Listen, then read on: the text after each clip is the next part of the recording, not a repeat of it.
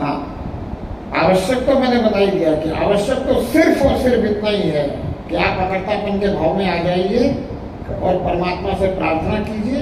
जो परमात्मा आपसे करवाए वो सर्वश्रेष्ठ करवा लेगा, वो होगा। अब है कि अकर्तापन के भाव में आना, सिर्फ प्रार्थना में लग जाना, थोड़ा सा इस समय इसलिए मतलब थोड़ी सी दिक्कत इसलिए महसूस होती है क्योंकि वो पूर्वाग्रह बैठा हुआ है। तो अब हमें ये समझना कि हम अनावश्यक क्या क्या कर रहे हैं।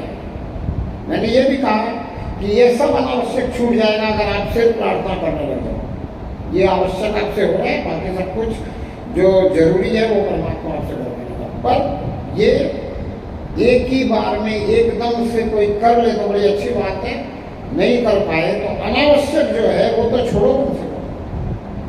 तो क्या अनावश्यक है? एक तो कहीं भी झुकना ये अनावश्यक ही है।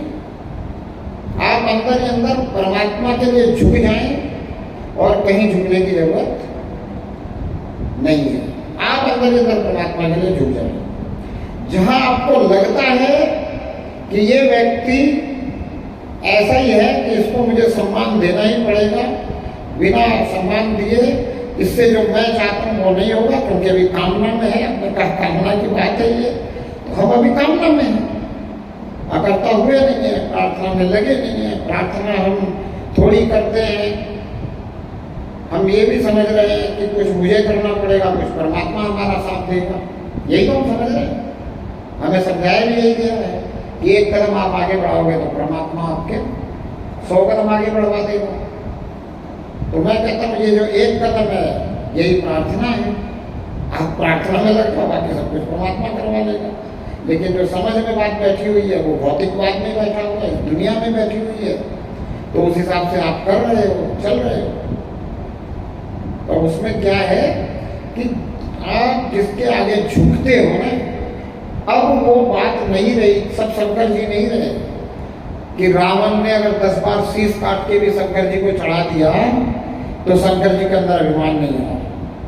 शंकर जी जैसा कोई है नहीं, दिखता हो तो बात अलग है। आपको मेरी नजर धोखा कर सकती है, मुझे तो दिखा नहीं कोई।